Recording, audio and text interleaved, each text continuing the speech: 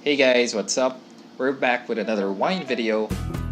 So you want to know more about wine but you're intimidated and you don't know where to start. In this video, I'm going to be sharing with you 3 simple things so that you can easily get started with wine. Okay, so number 1, red or white? The easy answer to this is of course if you're going to be pairing your wines with food, that makes things a whole lot easier. You basically pair with the color of your food, with the color of your wine. Generally speaking, you pair red wine with red meat. So if you're having beef or meats, red wine is always going to be a safe bet. If you're having some pork or dark meat chicken, red wine will still do. And for white wines, I mentioned chicken earlier. If you're dealing with the chicken breast or the lighter parts of chicken, generally the default is white wine.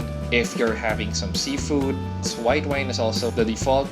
As you learn more about wine, there is of course that gray area between red or white. You can sort of bend the rules depending on the wine type, but for this purpose of simplicity, we're not going to go into that. If you're going to be buying wine not based on the food that you're having, red wine is easier to appreciate as a beginner. The flavors are more pronounced. White wine tends to be a lot more subtle. The high acidity, the sourness, something that may put people off. It's much easier to get started with red wines. It should be like iced tea. Not that it should taste like iced tea, but mix some good bitterness, good citrus, and sugar. So it's always a balance of these things. If one overpowers the other, then it's not a good iced tea. It's the same with wine. Okay, so number 2, you're new with wine, but you don't know how much you want to spend. Well, fortunately, I have a lot of videos recommending wines at different price points. For me, if you're working with a budget, actually think that 200 to 300 pesos, even if it's really cheap, it's a good price range to start. In my experience, I feel like anything that I get between 200 to 300 and they taste pretty decent, I'm really happy already. Between 300 to 400, I think it gets a little tricky because most wines are at this price point and it's a little harder to abstract which ones are better.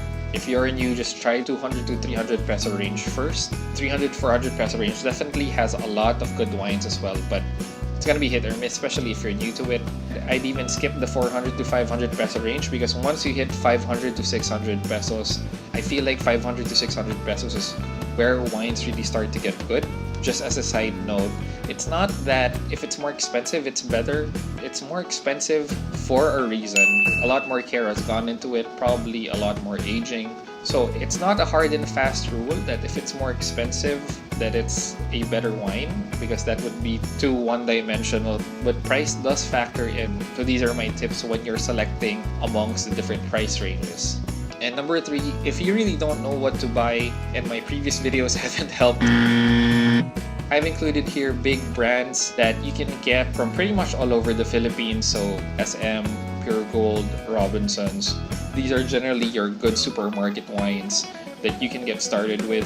The first one is Hardy's from Australia. So they have a good selection. So this is Knotted Chill. There's Hardy's Snap also. So this is almost an empty bottle for me. And there's also Hardy's VR varietal range.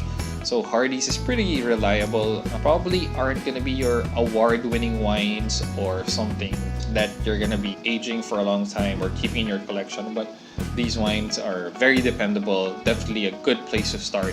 The second one is Lindemans, also from Australia. So this is a Lindemans Cabernet Sauvignon, and previously I recommended this Lindemans Kawara. Probably amongst these 3, Lindemans would be my favorite. The last one, so this is a Premio wine. This is from the Santa Carolina brand from Chile. These 3 would comprise the 3 most dependable brands for me. So I've mentioned this before that wines from Chile and Australia are actually very dependable because they're from the New World. They're not as expensive as their European counterparts. So if you forget these brands, or maybe these brands aren't available for some reason, going for some wines from Chile, Australia, or Argentina are always going to be a good bang for buck. And lastly, if you want to learn more about wine, of course, stick to these. One of the more popular brands, Novellino, is a sweet wine brand. I would steer clear from it if indeed what you want to know is to how you can improve your knowledge about wines, because Novellino is actually a soda pop wine, not to put it down, but if you're looking to appreciate wine the way that probably you've seen in movies or here on YouTube, then that's not going to be helping you. If knowledge and experience in different types of wine is your objective, then steer clear of that. Alright, so thanks again for watching, guys. If you've liked this video, please don't forget to like, comment, and subscribe if you haven't already. And I'll see you guys next time. Cheers!